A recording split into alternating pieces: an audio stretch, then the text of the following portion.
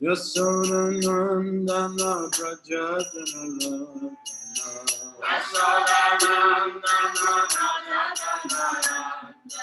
Yasodhanandana Prajatanala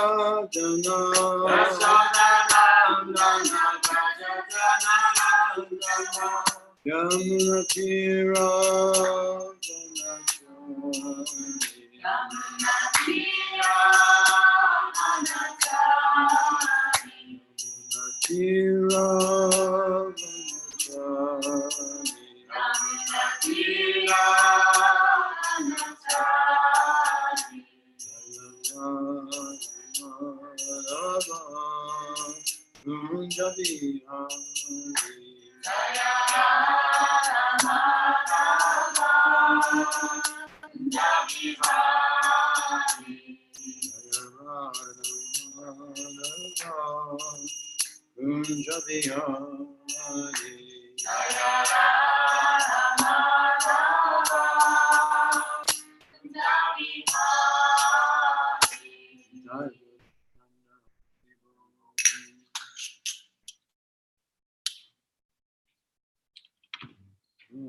We are on 662 or 63. 63. So we're Srimad Bhagavatam, Canto 7, Chapter 15, Text 63. 今日はシーマッドバガバタム第7巻15章63節です。There's no purport. で、ここは解説がありませんので、64 has a purport. So we'll do 63 and 64. 63、64今日やりますね。Om Namo Bhagavate Vasudevaya. Om Namo Bhagavate Vasudevaya. Om Namo Bhagavate Vasudevaya. Om Namo Bhagavate Vasudevaya. Om Namo Bhagavate Vasudevaya. Om Namo Bhagavate Vasudevaya. Karya Karana Vaikya Karya Karana Vaikya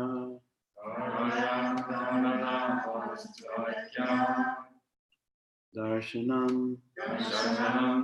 Pata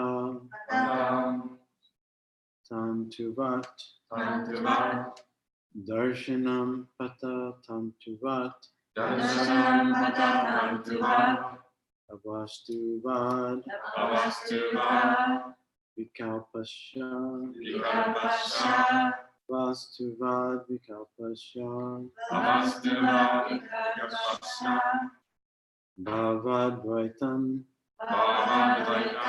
Tad Uchate Uchate Bhavadvaitam Tad Uchate Bhavadvaitam Tat Uchate Karya Karana Vatsvaikya Karya Karana Vatsvaikya Darshanam Patatam Tuvat Darshanam Patatam Tuvat Avastuvad Vikapasya Avastuvat Vikapasya Bhavadvaitam Tad Uchate Bhavadvaitam Tat Uchate Karya Karana Vatsvaikya Karya Karana Vatsvaikya Darshanam Patatam Tuvat Darshanam Patatam Tuvat Avastutapa Vikapasya Avastutapa Vikapasya Bhavadvaitam Tat Uchate Karya Karana Vatsvaikya Karya Karana Vatsvaikya Darshanam Patatam Tuvat Darshanam Patatam Tuvat Avastuvat Vikalpasya Avastuvat Vikapasya Bhavadvaitam Tat Uchate Bhavadvaitam Tat Uchate Word for word. Karya, Karya Karya. the result or effect. The result of faith 結果あるいは効果。結果あるいは効果 Karana, からな。 the cause. 原因。原因 Vastu, Vastu substance. サブスタン実質。ス実質 Aikya, 愛嬌 oneness. ワンネス一体化。一体化 Darshanam, ダーシャナ observation. オブザベーション観察。判断。観察判断 Hata, 肌 the cloth. ザクロス布。布 Tantu, タクル the thread. ザセ糸。糸 Vat, ア like. ライのような。のような Avatstu vat. ババスバ Because of being ultimately unreality, 究極的に非現実であるために。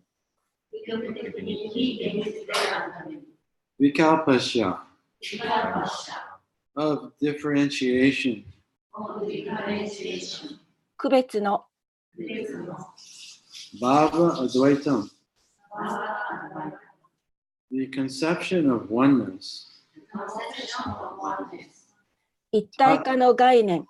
一体化の概念 Tat Uchate. タッチチェ That is called. ーリーコそれは呼ばれている。ーズは呼ばれている Translation. When one understands that result and cause are one, and that duality is ultimately unreal, like the idea that the threads of a cloth are different from the cloth itself, one reaches the conception of oneness called Bhava Dvaita. 翻訳です。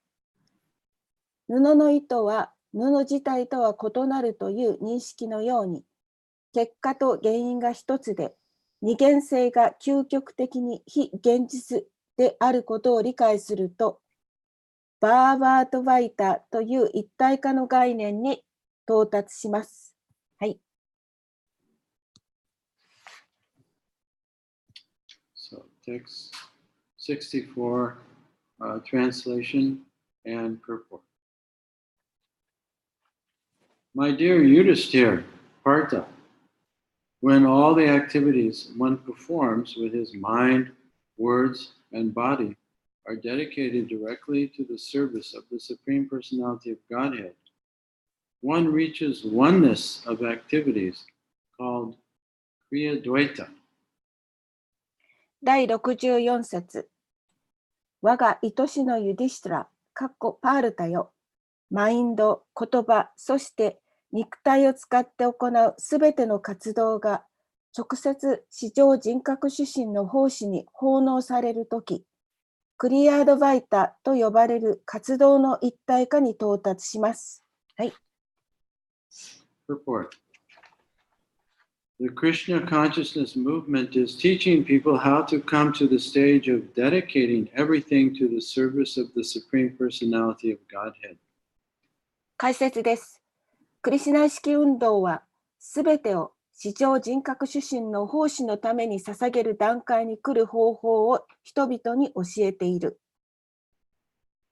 Krishna says in Bhagavad Gita in chapter 9, verse 27, Yat Karoshi Yadadnasi Yas Jehosi Dadasi Yat Yat Tapashyasi Kunteya Tat Kurushwa Mad Arpanam, O son of Kunti. All that you do, all that you eat, all that you offer and give away, as well as all austerities that you may perform, should be done as an offering unto me. クリシュナはバガバットギーター9章27節でおっしゃっている。やっとカロシ、やっとアスナシ、やジュホシ、ダシヤッ、やっとタパシャシ、コンティア、タクルシャ、マドアルパナム。クンティの息子よ、何をなし、何を食べても、何を捧げ、何を与えても、またどのような苦行をしても、すべては私への捧げ物とせよ。はい。If whatever we do, whatever we eat, whatever we think, and whatever we plan is for the advancement of the Krishna consciousness movement, this is oneness.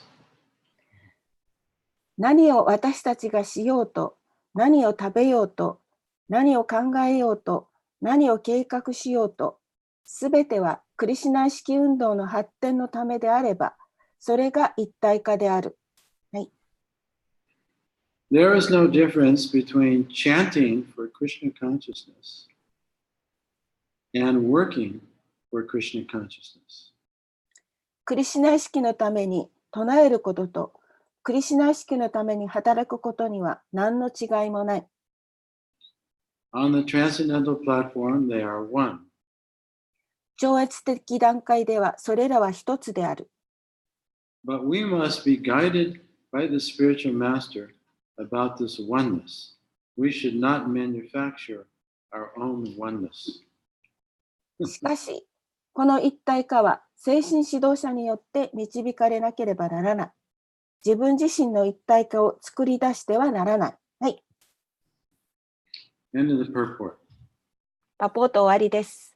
Om Gana Tamirundasha Jana Salakaya Chaksun Militam Yena Tasmai Shri Gurave Namaha Namahom Vishnu Padaya Krishna Prastaya Bhutale Srimakti Bhakti Vedanta Swamini Namane Namaste Saraswati Deve Gauravani Pacharane Vishesha Sunyavadi Paschatya Deshatarane Shri Krishna Chaitanya Prabhu Nityananda Shri Advaita Gadadhar Shivasadi Gaur Hare Krishna Krishna Krishna Hare Hare Hare Rama Rama Rama Hare Hare Vanchakapa Turubhyascha Kripa Sindhubheva Patitanam Pavanebhyo Vaishnavebhyo Namo.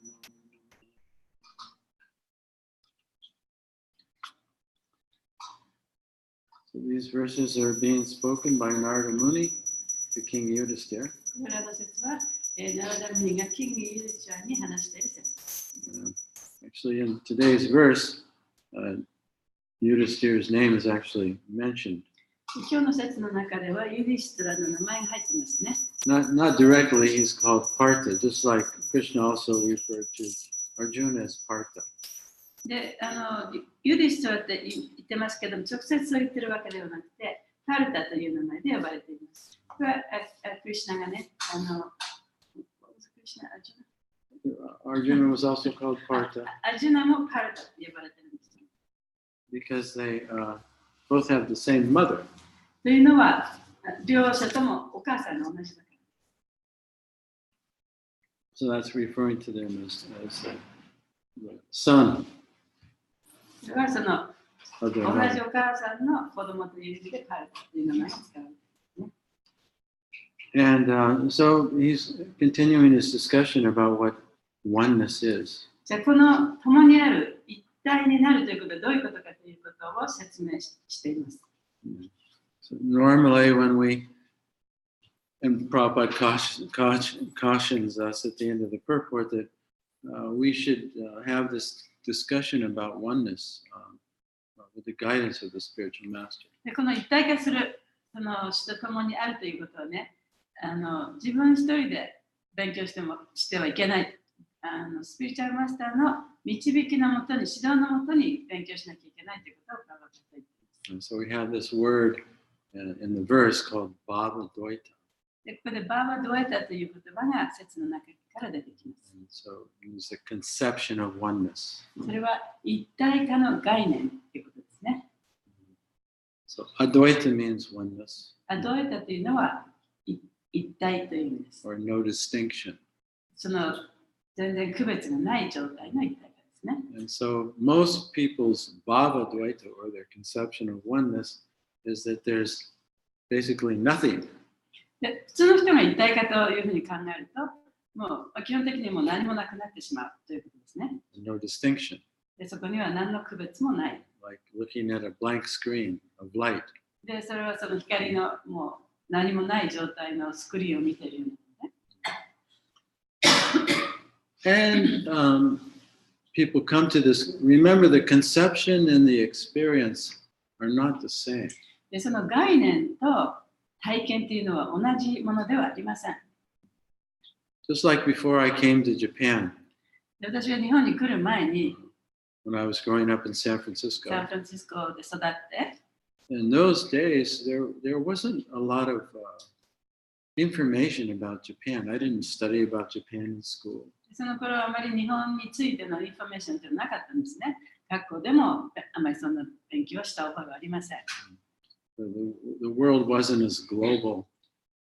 で今の世界のようにね、こうグローバルな世界ではなかっ There weren't many Japanese products た。でその頃はあまり日本の製品もアメリカにはありませんでした。 because Japan was still recovering from World War II. でその頃は日本もまだね、その第二次世界大戦から復興しようとしていた最中でしたから。 So in America, Japan was famous for a particular product.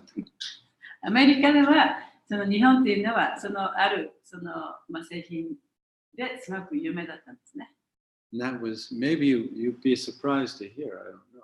それ聞いたら皆さん驚くかもしれませんけど、 Japan was famous for little toys. 日本はそのおもちゃで有名だったんですね、アメリカでは。 There were no Japanese cars in で America その頃は日本の車もなかった。 or TVs, テレビも日本のテレビもなかった。 those kind of things. そういうものはなかったんですね、その頃のアメリカでは。 And then when I was 18, my uncle came to visit. He was a priest in Hokkaido. で、18歳の時に私のおじさんが、彼は北海道で牧師さんをやってたんですけれども、私の家に来ました。 So every couple of years, he would take leave from his service in Hokkaido and he would come back to America and he'd visit our house. で、その牧師というその役目をね、大体2年に1度ぐらいお休みを取ってアメリカに帰ってきたんですね。でその度に私の家に寄ってくれた。 When I was 18, he came with 4 Japanese friends. で18歳の時に来た時には、その4人の日本人のお友達を連れてやってきました。I'd never met a Japanese person before. その前は日本人に会ったこともなかった。 Now in San Francisco, there are many Chinese people. サンフランシスコには中国人がたくさんいるんですね。 In fact, there's more Chinese people there outside of China than anywhere else. チャイナの国内以外で一番中国人がいるのがサンフランシスコ。 And so, and even my middle school was majority were Chinese. だから中学校の時も大体の人は中国人だった。Anyway, I became friends with one of these Japanese gentlemen. He was 26 years old. その4人の1人の日本人の人と友達になったと。で彼は26歳だったんですね。 His name was Matsushita-san. 松下さん。 And he worked for a travel company. で松下さんは旅行会社で仕事してました。 And he lived in Yokohama. 横浜に住んでました。 So he invited me to come stay with him in Japan for a couple of weeks. で松下さんはじゃあ、日本に来てね、僕と一緒にその2週間ぐらい訪ねてくださいと招待してくれました。 And he arranged for me to join on a charter flight of Japanese architects who were in America studying how to create malls. で、その日本の、建築家の人たちがね、アメリカに視察に来る、その飛行機をチャーターして視察に来るグループになったんですね。で、アメリカのモールを一体どういうふうになってるかということを視察に来た、そのグループの中に入れてくれたんですね。And it was only $50. で、$50だけだった。飛行機賃。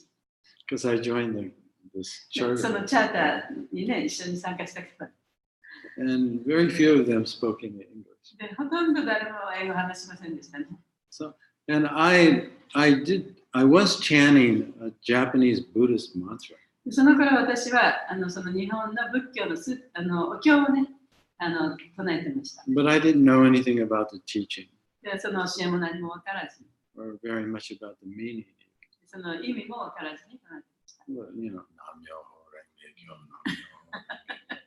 And I would do that for hours, もう何時間もそうやって唱えました。 praying to God to reveal Himself. で、神様にね、もう自分に現れてほしかった。 My friends all thought I'd gone crazy. 友達はね、私が気違いになったかと思ったと思います。 And I guess I had. まあ、ある意味ではそうだったんですけどね。 So anyway, I had no conception of Japan. だから私にはその日本に対する概念というものが何もなかった。 My conception really was the little tiny villages. で私が日本ということを思い出したときにはね、日本のこの小さな村で。 So when I arrived in Haneda and went to Yokohama, I was totally shocked. 羽田に着いて横浜に行ったときにものすごいショックだった。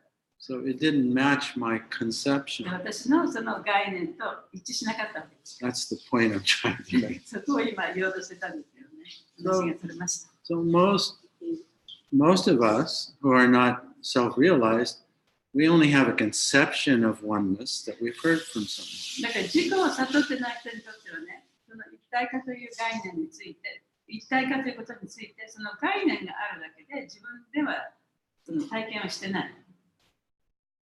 Just like we have a conception of some foreign place before we go there. で、その、外国に行く、知らないところに行くにはね、そこの場所のどういうところかなっていう、考えることができる、想像することができるけれども、体験したことはない、本当には分かってない。 And so most Westerners have received their conception of oneness through Buddhist teachings or Mayavadi teaching from India. で、その西洋人の多くの人たちは、その一体化ということをね、マヤバリの哲学、あるいはその仏教哲学を通してしか学んだことがないと思います。Of course, in Buddhism, it's really not the concept of oneness, it's just the concept of nothingness. で、もちろん仏教のその一体化の哲学というのは、一体化というよりも、この無ということをね、強調してますね。Mu. Right? Emptiness, nothingness. もう何もない空っぽの状態。Now, from an observational point of view, それをよく観察してみると、if we're observing material nature 物質世界をね、よく観察してみると、and observing even our own body and our own mind, だって自分のマインドとか、あるいは体をね、よく見ても、we have a physical form. で私たちにはこの肉体というこの形がある。 And when we have thoughts in our mind, those are thought forms. で、マインドの中にもその思考がある。それは思考の形ですね。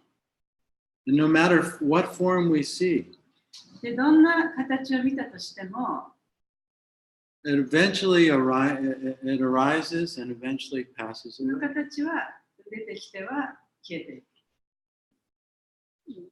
So if we speculate or guess, だから自分がその頭の中で考えたり想像したり we would 推測しても、intelligently conclude that all form is illusory and it's not real.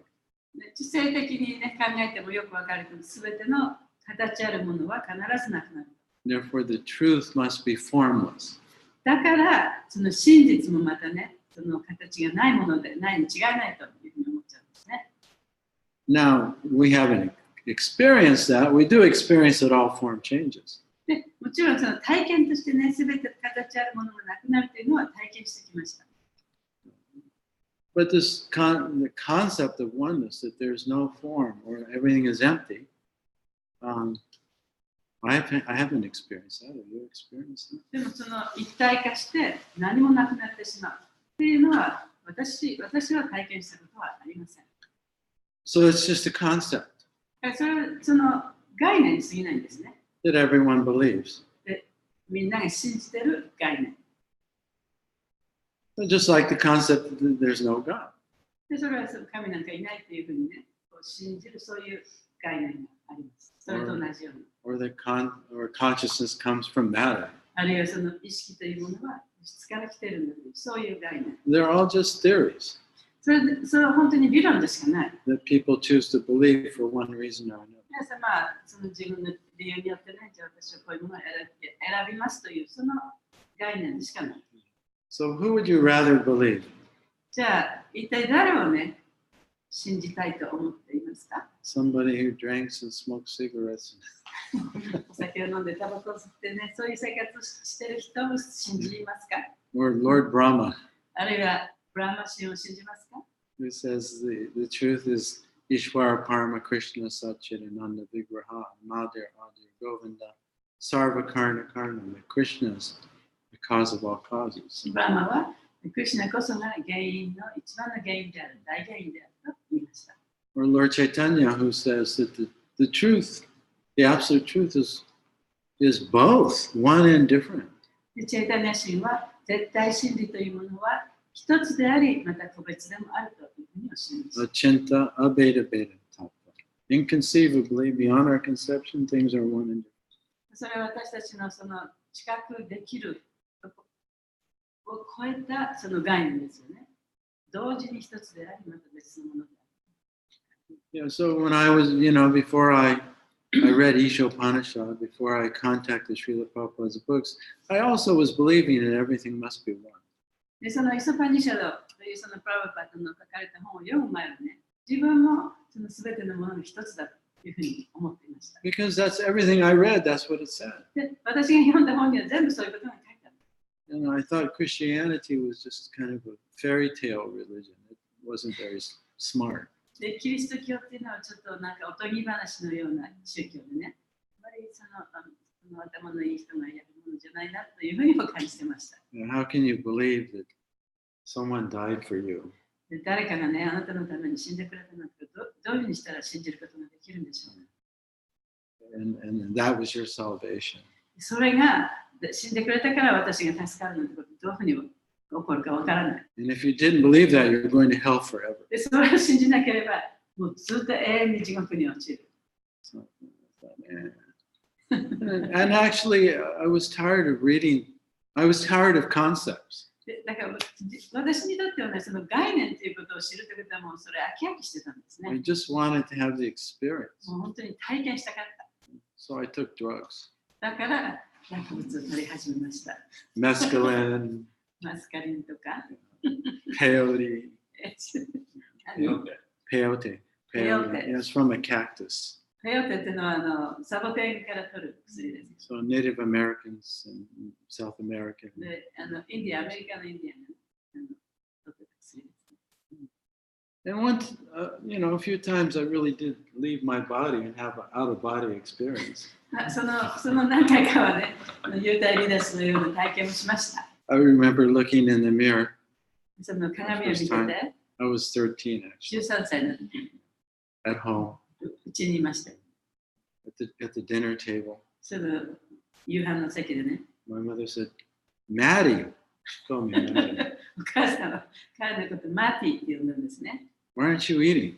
マーティ、なんで食べないの？ I couldn't even speak. 私はもう話すこともできなかった。 And I went into the mirror, and the next thing I know, I'm out of my body looking at it, で thinking, what 鏡の is 前に this いた thing? らね、もう次の瞬間、自分は幽体離脱してて、何が起こってるのか全くわからない。But then, after the drug wore off, I was back in my body. でも、その薬が切れると、また体の中にね、元の自分にも。And back in the same, で、同じそのマインドを持ったその同じ状態に戻ってきて、 no change. 全然何も変わるところがなかった。 So it took a little time, but I finally came to the conclusion that that's not the way. で、まあ、ちょっと時間かかりましたけれども、薬を取ってもダメだということが分かった。 Reading this book, that book. あるいはこの本を読んだり、あの本を読んだりしてね、その道を探しててもそれは無駄だった。 And so I was believing what I was reading that everything was one, and I was trying to see everything as one. そのすべてのものはね、一つだという、そういう本ばっかり読んでたから、それをやっぱ信じたんですね。その一体化、すべてのものが一つだということを見て、どういうふうに自分が体現できるのかということを探してた。 But nothing was really working. I wasn't having the experience. そういう体験はどんなことをしてもね、できるものではなかっ I た。 was just lost in one conception after もう another. 一つの概念から別の概念へとね、自分をこうさまよって見失ってた。 So I was praying to God for guidance. 神様にね、私にそのお導きを与えてくださいとお祈りしてたんですね。 But even that was confusing to me. でもそれでさえもちょっとはっきりよくなぜそういうことをしていたのかわからなかった。 Because I thought if everything's one, then there's no God, then who am I praying to? でそうやって自分はね、お祈りしてたんだけど、すべてのものが一つで神もいないって言って、なんで自分は神様にこうやってお願いしてるんだろう。 And if everything is one and I'm God, then why do I feel like I need to pray? それで、すべてのものが一つでね、神もいない、私も神様だったら、なんで私が神に祈らなきゃいけないんだろう。 So that's where I was when I met you. で、プラバパーに会ったときは、私のその心理状態っていうのは、そういう状態のときに会われたんですね。 I was praying to God to experience God, not to believe in God, but just to have that experience. で私が神に祈ってたのは、その神に会いたいということではなくて、神を体験したい。そういう思いで神に祈ってたわけです。I was tired of conceptions. もうその概念ということはもう飽き飽きしてた。 That was like thinking about drinking water as opposed to drinking it. で、それはね、その水を飲むということばっかり考えて、本当に水を飲んでない状態。 And so when I read the very first page of Ishopanishads, その時にね、そのイショパニシャドの一番最初のページを読んだ時に、 the first verse and the invocation, Om Purnamada Purnamidam Purnamudashate Purnashamanaya Purnameva Visishate, and the purport, everything was explained so clearly. でそのイショパニシャドの一番最初のところにね、そのオンプルナーマダというその説があって、それを読んだ時、そしてその解説を読んだ時、すべてがもうはっきり分かった。 How we are simultaneously one and different. で私たちは同時に一体であり、そしてまた個別でもある。 But we're not God. でも私たちは神ではない。 And if we were God, もし私たちが神ならば、 then how do we forget? なぜその神であるということを忘れてしまったのか。 It's like the perfect defeat of Mayavadi. で、それはそのマヤバディの哲学を、ね、完璧に打ち負かした言葉ですね。 So I was still in a level of conception, but at least the way was clear. で、まだその自分で体験したわけではないですから、概念のその段階にとどまってはいましたけれども、その道がちょっと開けた、そういう感じでした。 Yeah, I'm not God. 私は神ではない。 I'm one with God, 私は神と共にいる。 but I'm not God. でも私は神ではない。 I'm dependent upon God. 私は神に依存している。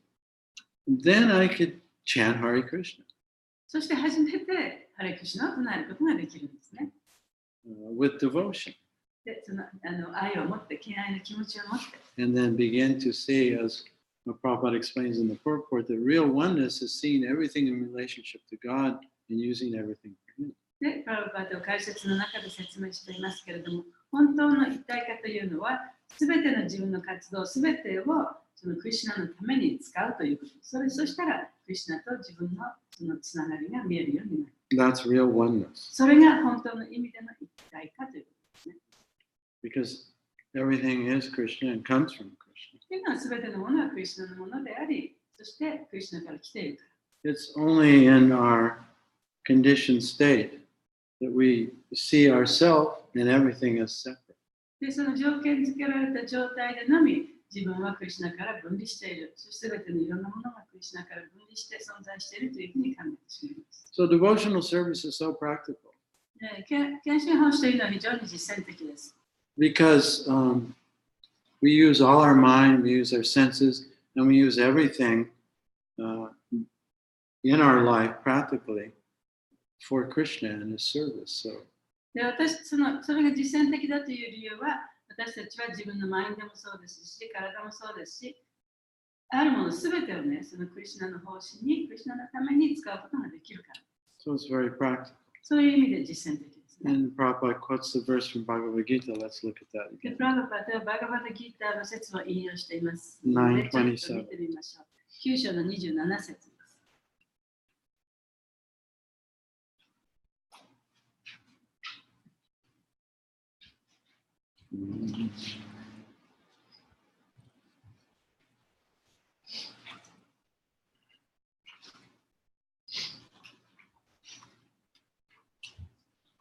So some of you have the sloka book. Anyway, we'll chant the Sanskrit. Yad karoshi yadadnasi, やっかしやだなし、 yas juhosi dadasiya, やっかしやだしや、 yatapasha sikundeya, やったばしゃしくんでや、 tat guru swadmararpanam.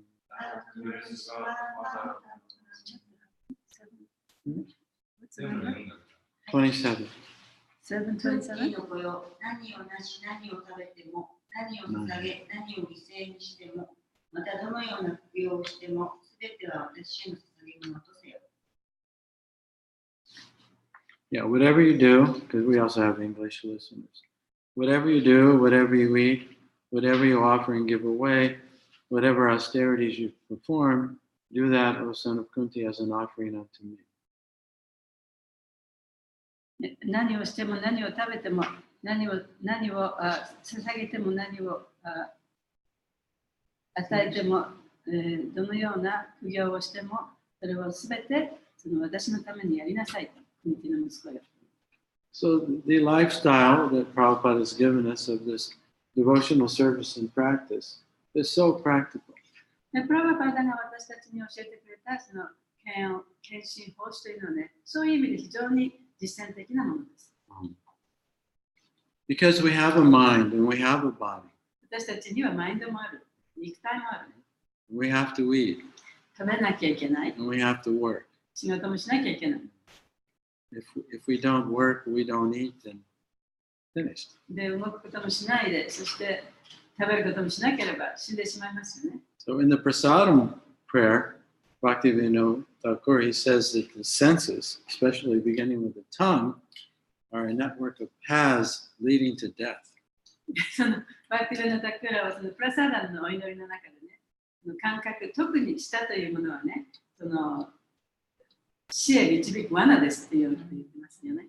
Right? So just living in this body and having to maintain it, we create so much karma and we become attached to sense gratification, and that leads us to the next body, to the next death, the next death, the next death, the next death. でこの体を持って生きているということだけでね、そのいろんなカルマを作り出しちゃうんですね。でそのカルマによってまた次の体が作られる。そしてそこでまた同じようなことが起こって、また次の体が作られる。そうやってどんどん続いていっちゃうんですね。So in this way, we are captured by our mind and by our senses. The soul is. その魂というのはその自分のマインド、そして感覚というものの虜になってしまう。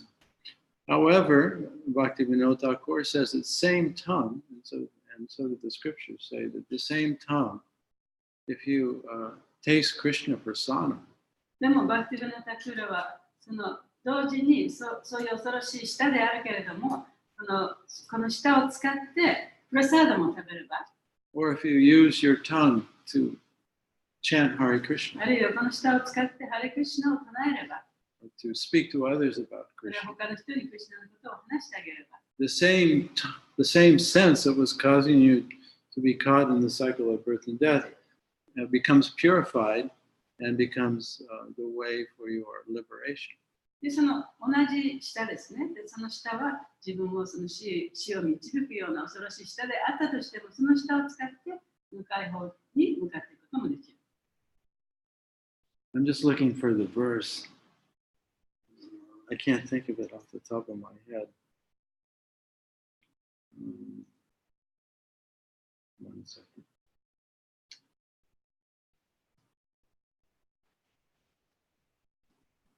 You know the verse, Madhu? No, not Prasade Sarva Dukkanam. That's a good one, though. Prasade Sarva Dukkanam. I'm thinking of the verse that says that when you engage your senses in the service of Krishna, your senses become purified. で、自分の感覚をクリシュナの奉仕に使えば、その感覚そのものが浄化されるという説があるんですけど、今それを探しています。And you actually become free of the bodily conception of life. そしてその命の肉体的概念から自由になることができる。Actually, you become sarva upadi vinirmuktam, tatprat vinirmalam, rishikena rishikesha, sevanam bhaktir uchate. So, sarva upadi. Upadi means a material designation. で、ウパーニというのは物質的な、名称。And so, thinking I'm a man, I'm a woman, I'm Japanese. 私は女だとか男だとか日本人だとかというふうに考えてますね。Which we're always thinking, right? でそういうことをいつも私たち考えてますよね。Like almost 100%. 大体 100% そういうふうに考えてる。So, all designations, sarva upadi vinirmuktam. One becomes freed of all those designations. だからそのすべてのそういう名称から自由になることができる。When one engages the senses, Rishikesha, Rishikena, in the master of the senses. Krishna, he's called Rishikesha, で、クリシュナはヒルシケーシャと呼ばれることもあります。 the master of the それ senses, は感覚のマスターという。 because he's the master of everything. クリシュナはそのすべてのもののマスターだか Now, we are sentient only because he's sentient. ら。私たちがその感覚を持っているのは、クリシュナが感覚を持っているからですね。 So he's the owner of everything, クリシュナはすべてのものを所有している人だ。 even our body. 私たちの肉体も含めて。 So when we confess to Krishna, だからクリシュナに告白するときに、 I belong to you, 私はあなたに属してます。 then he accepts us. で、クリシュナはそういう私たちを受け入れる。 And we no longer see ourselves as separate. みんなのは See ourselves as で separate. そうすると、クリシュナと自分が分離しているということをそういうふうに考えない。 Or anything is separate. あるいは他のものもすべてね、クリシュナと分離しているというふうには見えない。 So if we engage our senses, our eyes, our ears, our nose, our tongue, and then our working senses in the service of Krishna, then there's no more separation. There's never separation, but there's no more separation in our mind. で、そのクリシュナへの奉仕にね、自分の感覚、目とか耳とか鼻とか口とか触感、手とかね、そういったものをその使えば、もう私たちはそのクリシュナと離れて存在しているという、そういう概念がマインドの中でなくなる。 So we become freed of that misconception that I exist separate from Krishna. そして自分はクリシュナから分離して存在しているんだという、そういう誤解がね、解けてきます。Yeah, just by using our eyes to see the form of Krishna, the deity, Mangalarti. 目を使ってクリシュナの姿を見る。今朝のモンガラティックみたい I mean, at Mangalartik, basically, we're engaging all of our senses in the service of the Lord. モンガラティックの間は私たちは自分の感覚をすべてね、主の奉仕に使っています。 That's how we begin the day. そうやって一日が始まるんですね。 It's pretty interesting when you think about it. そういうふうに考えるととても面白いですね。How do most people begin their day? 普通の人はどうやって一日始まりますか？ Huh? Television. そう、テレビ。Or now, now it's this, right? 今すぐこれ見ますね。朝起きると。 And I just saw an article that it says that if you do this the first thing in the morning, or some people, they wake up in the middle of the night, they can't go back to sleep, and they go right to this. これをね、夜寝てる最中に目が覚めてもすぐ手がいて、これを見てしまう。Even physically and mentally, it's very damaging. それはその物理的にも、それからメンタル、心理的にも、ね、非常に大きなダメージを与えるものだという記事を読んだことがあります。And basically, our senses, are always taking in information. でその感覚というのはね、常にいろんなインフォメーションをインプットしてますね。And we're affected by that. That affects our consciousness. それによって私たちの意識が影響されます。And so, if we engage all of our senses in the service of Krishna, we become freed of designations. で私たちがすべての感覚をクリシュナに使えるために使ったならば、そういうさまざまな物質的な名称というものから自由になることができる。And so at Mangalartik, we're using our eyes, we're using our nose, we're using our ears, we're using our tongue, we're using our body. で、モンガラティックでは目とか耳とか鼻とか舌とか体とか全部クリシュナに集中してその奉仕のため奉仕をしてますよね。And within, we're feeling great joy. そして心の中でも喜びを感じている。These Mangalartiks we've been having the last 5 days, 6 days together, been incredible. で、この朝ね、ここ5日間ですか、皆さんと一緒にやったモンゴラティックのその体験というのは非常に素晴らしかった。I feel a little embarrassed sometimes because sometimes I take Mangalartik as kind of a routine thing. で、そのモンゴラティックはね、毎日その定期的にやるものだというふうに考えて、あんまりこう気持ちが入らない時もあるけど、ちょっと自分でもそういうのがあったなって恥ずかしく思います。Which is always, the thing we have to be careful about, even in our spiritual practice, because anything can become routine unless we do it consciously, present. で、その本当に意識を集中して、プレゼンスの状態でやらなければ、どのようなその精神的な修練もね、そういうふうにルーティンになってしまう。なんとなくこう、毎日やってるから続けるっていう、そういう感じになってしまう。だからすごく気をつけてやらなきゃいけない。And so, when we engage the senses, that means we also have to engage the mind. 感覚をそれに使うということは、マインドもそれに使わなきゃいけないということですね。Because the mind is called the sixth sense. というのは、マインドというのは第六感と呼ばれているものだからです。And you could think of mind, it's a perceptual mechanism. It's actually it's a kind of machine. でそのマインドというのはね、機械のようなもので、視覚する機械、知覚する機械。Right? The light is consciousness. 例えばこの光がね、光は意識です。But wherever the light is being pointed, by the machine. でもその機械によってね、その光があっちに当てたり、こっちに当てたりできるわけじゃないですか。So the light of consciousness is being pointed by the mind. で意識の光というのはそのマインドによってこっちにも行くことができるし、あっちにも行くことができる。And Krishna, he says that the mind is the sixth sense. He mentions this in Bhagavad Gita, chapter 15. I think it's verse 6 or 7. で、バガバドギーターの16章の 5節から6節ですけれども、What was he saying? He says the mind is the sixth sense. で、マインドはその第六感だったというふうに言っています。And so actually to engage our senses effectively, we have to engage our mind too. で感覚をその効果的に使うにはやっぱりマインドも使わなきゃいけないというふうに。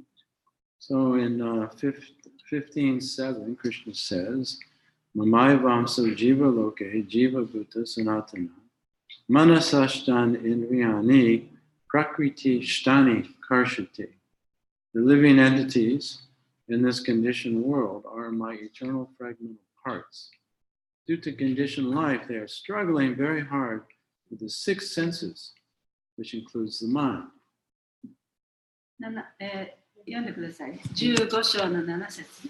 この束縛された世界の生命体は私の永遠なる部分である。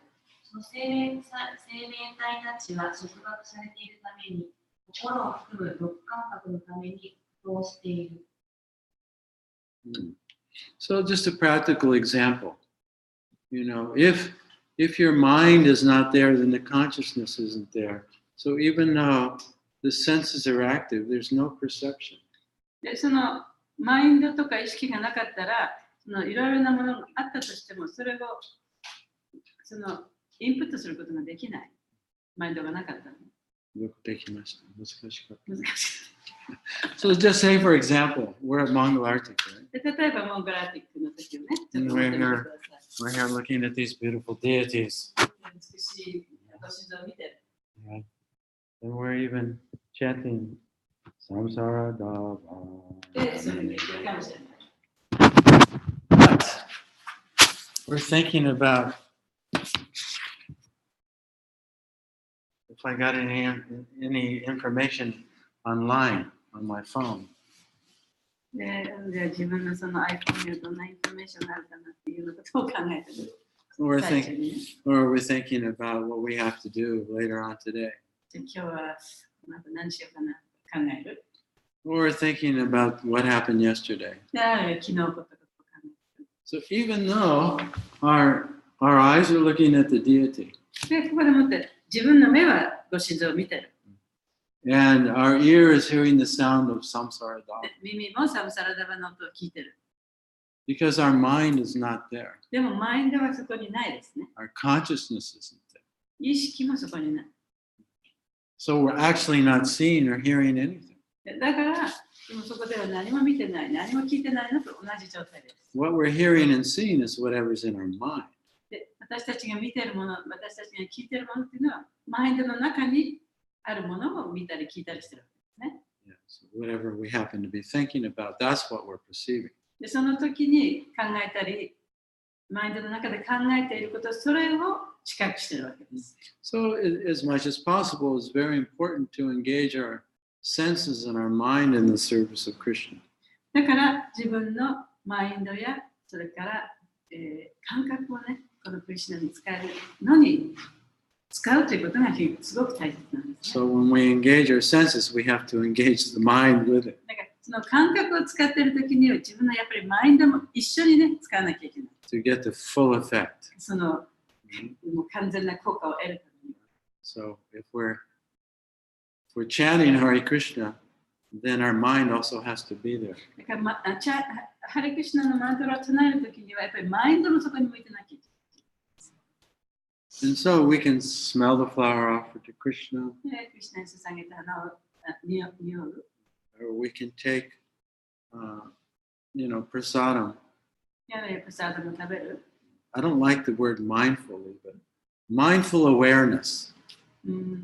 マインドフルの自覚、マインドフルを意識しながらという行動をするということですね。 Just like I was mentioning to you yesterday, how I witnessed Srila Prabhupada, how he took prasadam. で、昨日も言いましたけれどもね、プラババタがプサーダムを召し上がっているところを私は見たと。I never heard him say the prasadam prayer. I'm not sure how that began. プラババタはそのプサダの祈りの言葉言わないで食べてましたね。で、それがイスコの中でどうして始まったかよくわからない。But anyway, I'm sure Prabhupada recommended it. もちろん、プラブパータのね、そうやって進めてくれたと思いますけれども。He did sometimes say a verse from the Bhagavad Gita. でも、バガバドギーターからの説をね、その食べる前におっしゃってるのを聞いたことがあります。Which is chapter 2, verse 65. で、2章の65節ですね。Prasade sarva dukkanam hanirasya prajayate prasana chetasonyasu buddhiparya visishtate, as Madhamangal mentioned. ね、マリさん、さっきされましたけれども。There, Krishna is talking about the results of prasadam. で、そこではクリシュナはそのプサダムのその影響というのはどういうものかということについて話しています。Prasade sarva dukkanam hanirasya prajayate prasana chetasonyasu buddhiparya visishtate. When you take prasadam, you get three things. でプサダムを取ると3つのことが起こる。Freedom from suffering 苦しみからの苦しみ、その葛藤からのそういうものから抜け出ることができる。which comes from our bodily conception of life. それは自分の、ね、命がその肉体的概念を持っていることから始まることですよ。出ることです。False designations. で、偽の名称ですよね。Sarva dukkha. Dukkha means suffering. ドゥカっていうのは苦しみという意味です。Prasade sarva dukkhanam hanir yasha. So you become free of that. で、そういうものから自由になる。Chetana, chetasonyasu. You become satisfied within. そして心の中で満足を感じることができる。Because when we feel our connection with Krishna, で、クリスナとのつながりを感じることができれば、 and even our own life, で our own life, そして自分のその命というものを感じることができれば、 we feel satisfied. That's our nature. そこで満足することができる。というのはそれが私たちの本性だ。Prasana chetasonyasu buddhiparya visishate. You get spiritual intelligence of how to progress on the spiritual path. そしてこの精神的な道においてどういうふうに発展していくかという知性をもらう。Yeah. So why say this before you take prasadam? じゃあ、プラサダムを食べるときに、ね、なぜこの祈りの言葉を言うんでしょうか。 Or why say the prasadam prayer? じゃあ、なんでそのプラサダムの祈りの言葉を言わなきゃいけないんでしょうか。 What's the point? じゃあその意味っていうのは一体何なんでしょうか。 We do it very routinely. I know I do.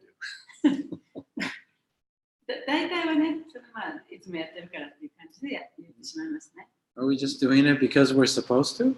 で、それやらなきゃいけないって言われたからやってるんですか？ No.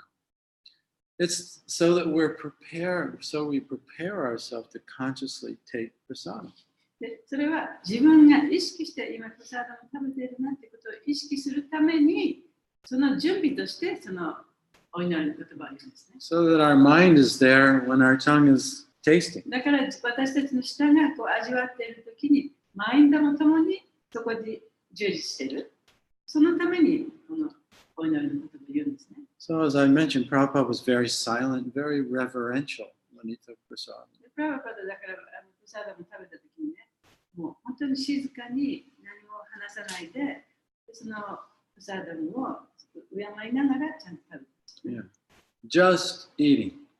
ただ食べるだけ。Just like when we chant, just chanting, チャンティン nothing グ else する going 時も on. そう、他のこと何もしない、チャンティングをするだけ。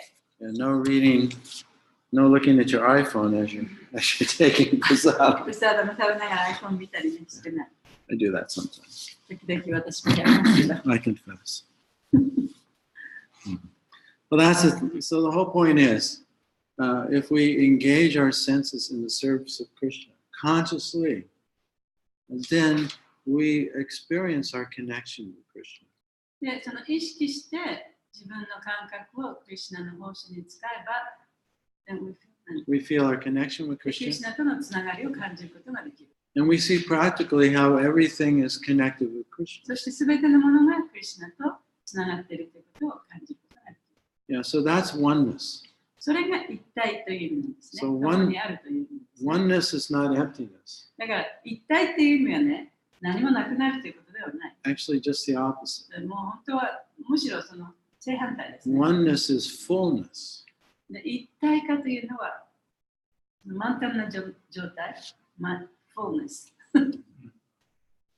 満ち溢れる。溢れる。満ち溢れる。はい、満ち溢れている状態。And now in this today's verse, finally after this whole discussion, Narada Muni is coming to the conclusion of what is really oneness and how does one experience oneness. で、ここでナラダムニはもう最終的にね、でそのワンネス、一体化というのはどういうことなのか、そしてどういうふうにどういうことをしたらその一体化することができるのかということをこの今日の説で話していますね。Which was 64, right? I just want to read it again. 64節でしたっけ？ Yeah.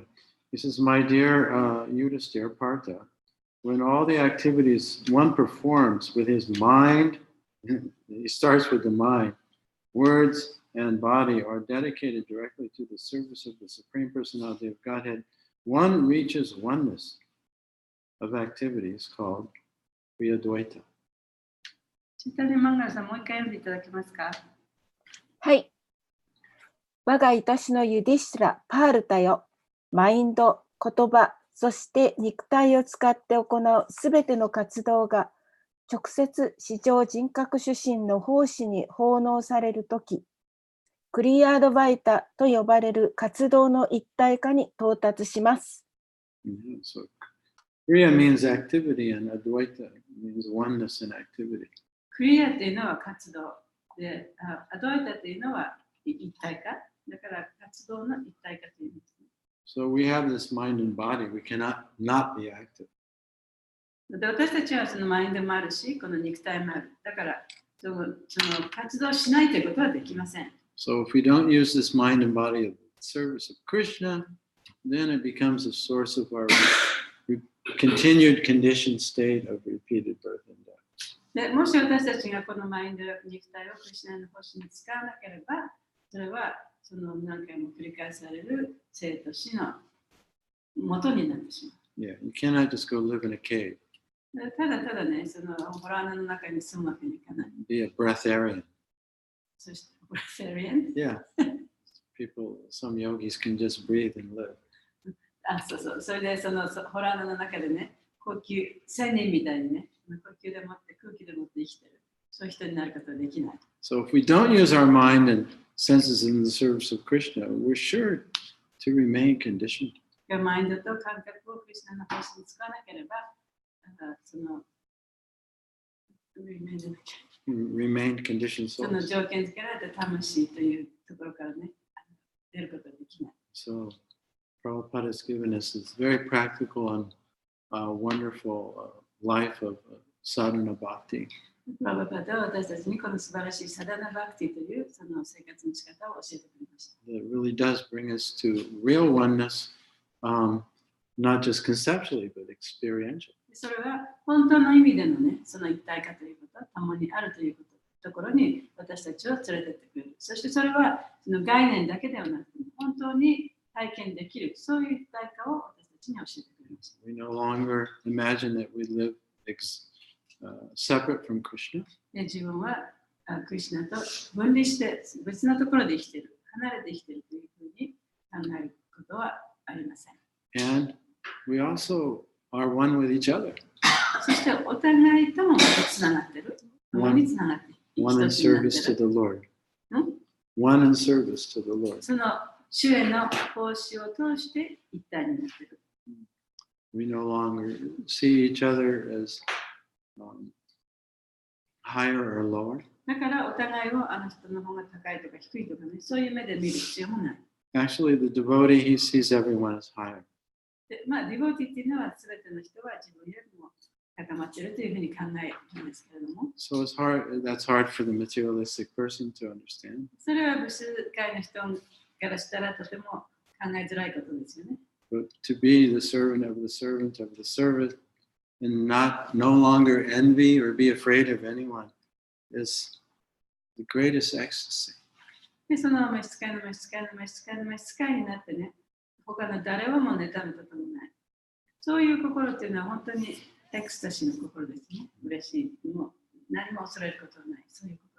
When you're not envious, you're not afraid. There's no more fear. で、その何かを妬まないということはね、もうそこに恐れがないということでもない。We're always worried I'm not good enough. でいつもね、自分はもうね、ダメだとかね、自分は他の人に比べて自分じゃないなとかっていつも感じてる。You feel threatened by others. 他の人からちょっとなんか言われるんじゃないかなとかね、そういうことをいつも恐れてる。But when we understand I'm servant of Krishna, でも私はクリシュナの召使いなんだ。 and everyone else is also serving みんなも Krishna, そうなんだ。 there's no more fear. そしたらみんな同じ立場にいるわけだから、そこには恐れも対立も何もないわけですよ And ね。there's joy in seeing others make progress and serve Krishna. でむしろそのクリシュナを使えることの中で、その人はその手を遂げてっていうのを見ても喜ぶしか湧いてない。 So for the devotee, even in the material world, everything becomes Vaikuntha. だからディボーティにとっては、この物質世界であったとしても、そこのバイクのことになる。Kunta means anxiety, クッタというのはね、その不安ですね。 and Vai means no, バイというのはないという。 place where there's no anxiety. だからその不安がない場所。 So within ourselves, now we're Vaikuntha.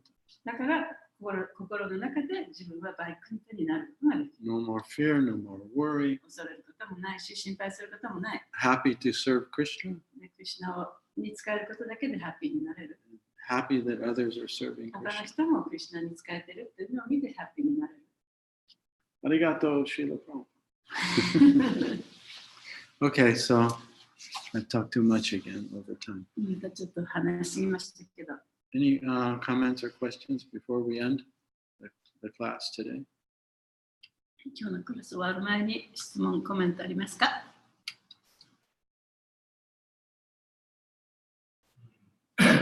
モンガラその感覚、モンガラというときはすべてをクリシュナに充実させて使って、で、感覚、すべての感覚。でも感覚だけではダメで、心が向いてないといけない。で、そこに魂が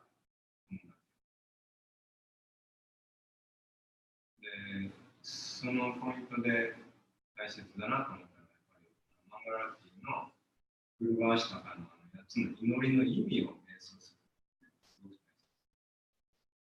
る。それは毎朝、あの詩の意味ってすべてスピリチュアルマスターの質とかされていることとかに対する評価ですよね。それを瞑想することによって、スピリチュアルマスターに対する感謝の気持ちを引き出してくれる、そういう祈りだと思うんですよね。意味を瞑想しながら、五感を使うことで、心が、意味を瞑想するっていうのは心をそこに充実させることになるので、それで魂からのその感謝がそれで全て心と感覚がスピリチュアライズされる。そこから一日スタートする。だから本当にマンガラ吉兆。で、これって前僕は心理学でフォーカシングっていうのって結構西洋のコーチングとか自己啓発とかで使われているメソッド。で朝起きたときに、まず自分に問いかける。自分は今何が与えられているんだ。自分は今日何に感謝できるんだ。誰に、喜んでもらえるんだ。そのために何ができるんだ。自分に問いかける。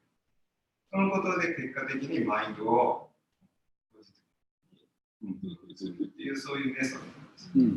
でそれを聞いたときに、これもうマンガラティバクティのメソッドの中にそういうの自動まれて、朝起きてすぐ、まず一番僕らにとって大切な感謝すべき対象はスピリチュアルマスターで、このスピリチュアルマスターがどんな存在なのか、どんなことを自分にしてくれてるということを瞑想するということから一時です。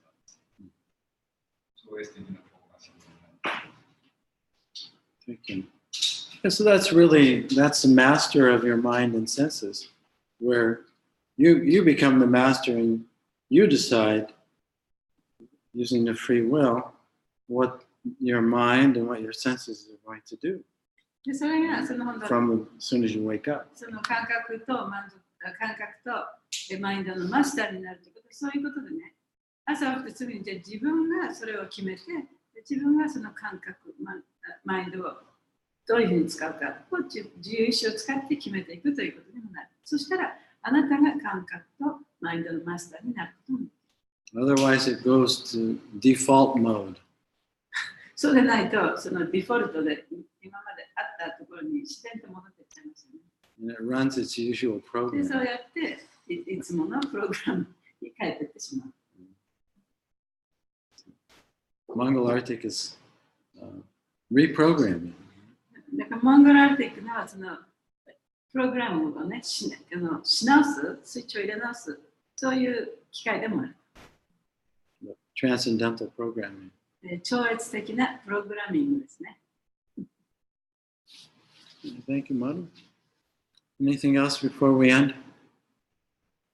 Yes. すみません、ちょっともう一回教えてもらいたいところがあって、バガバットギーター2章65節の話の中で、プラサーラムの影響、3つのことが起こるって言ってらっしゃったんですけど、苦しみ葛藤からの解放、部下からの自由と、その後の2つをちょっと。So you said there's three effects at taking prasadam. Yeah. Freedom from anxiety or suffering. で、苦しみからの離脱。Satisfaction within. 心の中の満足。And spiritual intelligence of how to stay on the path back to Godhead. 神に帰る道に居続けるための知性を得る。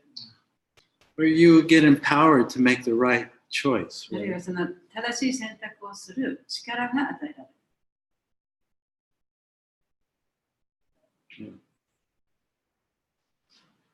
And Prabhupada used to repeat that sometimes before he took prasadam. Repeat that verse. で、プラバでそのプラサダムを食べる前にね、その説を何回もおっしゃってた時もあります。So Vaisheshika Prabhu, he's made it part of the prasadam prayer at ISV. で、ISP では、そのバイシェシェカプラブがそのこの説をね、サーダムプレイヤーの後にちゃんとみんながいつも言えるように一緒に組み込みました。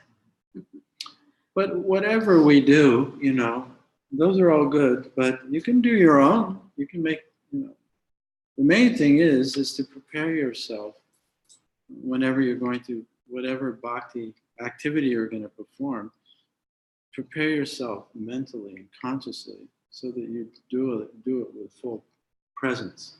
で、大事なことはね、もちろんそれやってもいいんですけれどもね、大事なことは、その献身の活動、献身奉仕するにあたって、自分のそのメンタルの心の中でね、自分が今それをやるんだという、その心の準備をしなきゃいけないですね。Otherwise, even those prayers and routines start to be performed unconsciously. And then そうでないと、この素晴らしいお祈りの言葉を言っててもね、ただただ言うだけになってしまう。